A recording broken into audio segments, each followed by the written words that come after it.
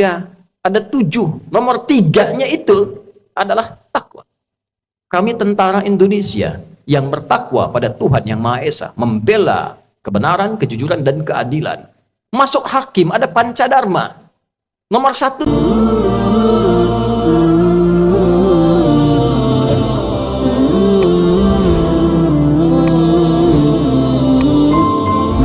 Bukan manusia yang sempurna, kecuali Nabi dan Rasul yang punya sifat ma'sum, dijaga oleh Allah Subhanahu wa Ta'ala.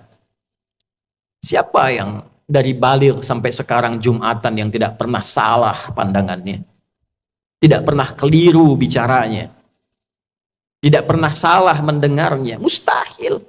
Ustadz, seustadz-ustadznya, kiai sekiai-kiainya pasti pernah salah. Jadi kalau Anda ingin mencari kesalahan seorang ustadz, ya pasti ditemukan sepanjang dia manusia. Kiai demikian, Habib demikian, sepanjang manusia, sepanjang bukan Nabi dan Rasul. Siapapun, mau pejabat, mau rakyat, mau birokrat, siapapun, pasti ada potensi untuk berbuat salah sepanjang kita masih hidup dan sepanjang setannya juga menunaikan tugasnya untuk menggoda manusia. Nah, Allah yang punya sifat Rahman dan Rahim sebagai penutup bagian dari khutbah ini menginginkan dalam situasi itu pun tetap melindungi kita, tetap menjaga kita. Karena Allah pun mendeklarasikan, engkau bisa menggoda, tapi aku pun membentengi hambaku dari godaanmu itu. Maka kesempatan diberikan oleh Allah supaya kita menyadari kekeliruan itu, mengoreksinya, dan kembali kepada jalan kemuliaan. Tidak ada manusia yang tidak salah selain Nabi dan Rasul. Tapi diberi kesempatan oleh Allah dari kesalahan itu kembali menjadi soleh. Saudara, bila kita mengoreksi yang salah menjadi soleh, tidak baik menjadi baik, maka kebaikan yang dihasilkan dari sifat korektif dari yang tidak baik itu disebut birrun namanya. Birrun. Bila itu melekat pada diri kita, kembali jadi baik, birrunnya nempel dalam diri kita, jadi baik lagi, maka berubah menjadi mabrurun. Maka dilatihlah setidaknya dalam ritual setahun sekali.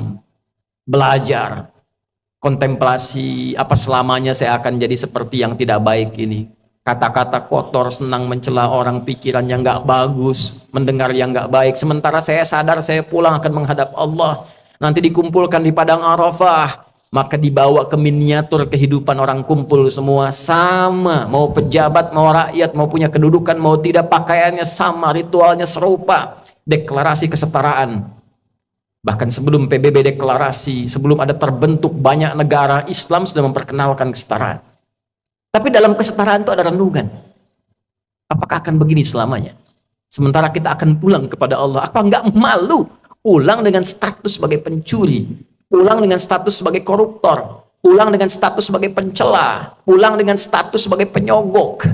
Apa enggak malu diviralkan di alam akhirat nanti? Fulan koruptor, fulan penyogok, fulan pezina, fulan penipu, datanya dibuka semua, nggak bisa bohong dia. Apa nggak malu? Maka direnungi itu di Arafah itu. Taubat dia, kenali dirinya, tahu kemana ia berkehidupan, kemana ia berakhir, kemana ia pulang.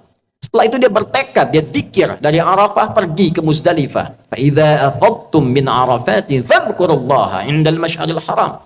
Dia bawa zikirnya, dia bertekad, dia akan lempari itu sifat-sifat buruknya yang ada dalam tubuhnya dulu, karena 3 yang mempengaruhi dia menjadi tidak baik. Dirinya yang tidak bisa mengontrol nafsunya, faktor lingkungan sekitar yang dekat, lalu yang ketiga lingkungan jauh, terdekatnya disebut aqabah dalam diri, lingkungan sekitaran disebut wusta, yang jauh disebut dengan ula. Maka yang pertama dia lakukan, lempari dulu sifat yang tak baik dalam dirinya. Maka catatan di Arafah dia bawa ke Muzdalifah, dia bawa 7 kerikil di situ, dia datang ke Jamarat, dia lempari. Bismillah, Allahu Akbar, lontar sifat kurang baiknya. Oh, ini diri saya yang tak bisa mengontrol nafsu, sering celah orang. Bismillah, Allahu Akbar, lontar, dia nangis karena yang dilontar sifat buruknya. Ritualnya demikian. 2 lontar, 3 lontar, sampai ujung kepala sampai kaki. Setelah dia melontar, dia menghadap ke arah kiblat, lalu dia berkomitmen. Inni wajjahtu wajhiya lilladzi fatara as-samawati wal arda hanifan musliman wa ma ana minal musyrikin. Inna salati wa nusuki wa mahyaya wa mamati lillahi rabbil alamin. La syarika lah. Wa bidzalika umirtu wa ana minal muslimin wa ana awwalul muslimin. Ya Allah, detik inilah aku pasrahkan diriku sepenuhnya kepada Engkau, penguasa semesta. Ada orang-orang berkata, Tuhan itu alam semesta, maka Allah lebih detil lewat Rasul yang disampaikan, akulah penguasa alam semesta itu. Ada sering orang berkata karena dia sulit menemukan Tuhan, dia katakan semesta begini, alam semesta memberikan hukum. Saudara, Allah langsung mengatakan, Alhamdulillahi Rabbil Alamin. Kalau engkau masih bingung, akulah Tuhan yang merawat dan mencipta semesta itu.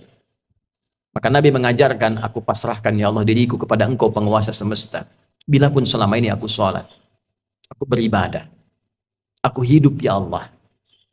Dan kalaupun aku wafat sampai detik ini, aku menyadari aku banyak salahnya. Maka aku bertobat dan berjanji tidak akan menyimpang lagi. Kalau engkau beri aku kesempatan hidup setelah ini, aku berjanji akan menjadi muslim yang lebih baik lagi mulai detik ini. Lalu setelah itu dia merenung lagi, ada yang belum selesai, maka dia pergi ke Muna. Kita kenal dengan Mina. Dia renungkan apa nih? Karena pengaruh teman, catat oleh dia. Oh, ini saya nggak bagus karena gaulnya nggak baik di sini. Karena pengaruh tempat baru, dia bertugas, bertemu lingkungan baru, ulah. Maka dia balik lagi. Sehari, renungkan lagi, 2 hari. Dia merasa bagus, selesai. Tawaf ifadah, atau dahulukan oleh dia, selesai, tuntas hajinya. Dia merasa kurang sempurna, sampai hari ketiga, nafar akhir. Wadhkurullaha fi ayyamin ma'dudat faman ta'ajjala fi yawmaini fala ithma alaihi wa man ta'akhkhara fala ithma alaihi. Apa kesimpulannya? 5 nittaqa. Jika dia sudah menilai dirinya, takwanya sudah balik. Jadi intinya takwa lagi. Takwa lagi. Itulah sebabnya bekal haji pun dari bekal takwa pulang takwa. Di mana ditemukan statement bekalnya? Al-Baqarah 197.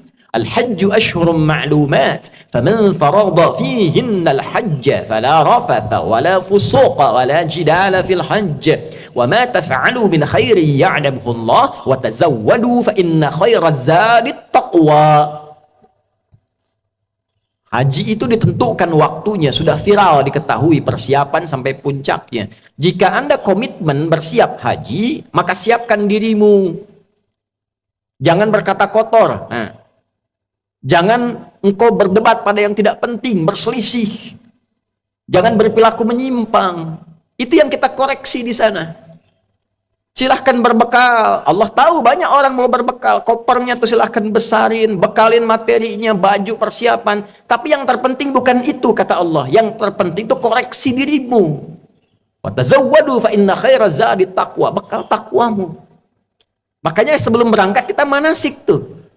Malam tahajud tingkatkan, baca Quran tingkatkan, itu bagian takwa. Nanti di sana dioptimalkan. Begitu pulang 5 nittaqa. Setelah 2 hari, 3 hari selesai di Muna itu, kita simpulkan ada perubahan enggak? Itulah sifat takwa. Ketika pulang berubah jadi baik. Yang tak baik dikoreksi jadi baik. Itulah birrun. Melekat pada pelakunya mabrurun. Ini yang dimaksud kalimat Nabi, al-hajjul mabrur. Haji yang merubah pelakunya menjadi lebih baik dari sebelumnya. Bagi kita yang belum atau tidak berhaji di tahun ini, maka diberikan jalan berbeda. Tapi ini bukan haji. Tetap haji lebih utama karena ada ritual-ritualnya. Tapi ada substansi yang serupa, mabrur, membentuk karakter mabrur walaupun belum ada kesempatan haji. Lewat apa itu? Awal Dzulhijjah, kita puasa, bekali takwa. Di sana wukuf di hari ke-9 waktu Saudi. Makanya disebutkan yaum siyam yaumi arafat.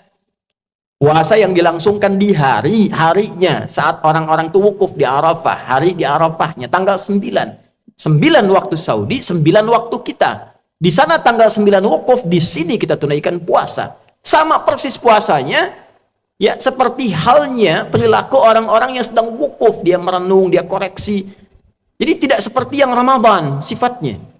Tidak seperti yang Ayyamul Bid sifatnya. Bukan cuma sekedar tahan lapar, haus, terbit fajar sampai maghrib. Semua puasa tidak begitu. Ada keistimewaannya. Khusus untuk Arafah, esensinya koreksi diri. kenali kekurangan dan seterusnya. Malamnya takbir, saat di sana melontar jumrah esoknya tanggal 10, di sini kita menyembelih. Sifat hewani. Hewan itu diciptakan dengan nafsu. Jadi gambaran nafsu itu ada di hewan. Hewan tak punya takwa. Karena di sana melontar sifat hewani nafsunya, di sini menyembelih, dan kalimatnya setelah itu sama, menghadap ke arah kiblat, mengatakan kalimat yang sama, inni wajjahtu, dan seterusnya. Inilah yang dimaksud Allah di Quran surah 22 ayat 37. Di sana takwa, di sini takwa. La yanalullaha luhumuha wala dima'uha walakin yanaluhut taqwa minkum. Yang diterima, yang sampai pada Allah itu bukan berapa besar sapinya, bukan berapa besar kerbaunya, bukan berapa banyak darahnya. Yang diterima oleh Allah, kata Allah, takwanya. Ada perubahan nggak? Merasa lebih dekat nggak dengan Allah? Merasa meningkat nggak ibadahnya? Meningkat, mendekat, lebih dekat lagi, itu korba. Semakin meningkat disebut kurban. Itulah sebabnya ibadahnya disebut kurban. Dari kata korba, bukan korban. Kurban. Kenapa disebut kurban? Yang dimaksudkan ketika kita berbagi dan komitmen menjadi baik, dilihat standarnya setelah itu menjadi lebih dekat hubungannya dengan Allah, meningkat takwanya. Itulah mabrur. Sekarang kita lihat, sehari setelah hari tasyrik, Jumat ini, Jumat deklarasi perubahan diri kita. Bukankah kita di Jumat ini dipanggil untuk meningkatkan zikir? Coba dicek, jadi lebih dekat gak dengan Allah? Merasa meningkat gak takwanya? Beruntung kita, alhamdulillah, tinggal di Indonesia, karena semua bagian dasar kehidupan berbangsa, bernegara dipaku dengan sifat takwa. Di pendidikan, Undang-Undang Sisdiknas nomor 20 tahun 2003, dari mulai pasal menimbang A sampai E, 5 itu poinnya, poin kedua B itu sudah takwa. Undang-Undang Dasar tahun 1945 mengamanatkan pada pemerintah, mengusahakan menyelenggarakan satu sistem pendidikan yang meningkatkan keimanan dan ketakwaan pada Tuhan Yang Maha Esa, serta akhlak mulia, baru mencerdaskan kehidupan bangsa. Masuk tentara Sabta Marga, ada 7, nomor 3-nya itu adalah takwa. Kami tentara Indonesia yang bertakwa pada Tuhan Yang Maha Esa, membela kebenaran, kejujuran, dan keadilan. Masuk hakim, ada Pancadharma, nomor 1-nya itu takwa. Dari takwa sampai tirta, satunya takwa. Kami hakim Indonesia yang bertakwa pada Tuhan Yang Maha Esa. Masuk polisi, Tribrata, nomor 1-nya takwa. Kami polisi, Negara Kesatuan Republik Indonesia yang bertakwa pada Tuhan Yang Maha Esa. Jadi itu ukuran pendiri bangsa ini menginginkan kita jadi orang baik sebelum pintar. Sebab pintar tidak baik, celaka. Korupsi itu banyak dilakukan oleh yang pintar. Pengelabuannya oleh yang pintar. Cuma karena nggak ada takwanya sebagai amanat undang-undang, itu yang jadi problem. Nah, kalau kita mengklaim negara muslim terbesar, setiap Jumat pengingat pertama takwa, hadirin. Bertakwalah kepada Allah dengan sebenar-benarnya takwa. Tuh pulang Jumatan, betul nggak takwanya ada tuh? Ada nggak yang hilang sendal tuh? Baru keluar masjid. Tuh kalau kita tunjukkan menjadi muslim yang benar, berubah jadi lebih baik, kurban dekat dengan Allah, itulah esensi manusia mabrur yang diinginkan.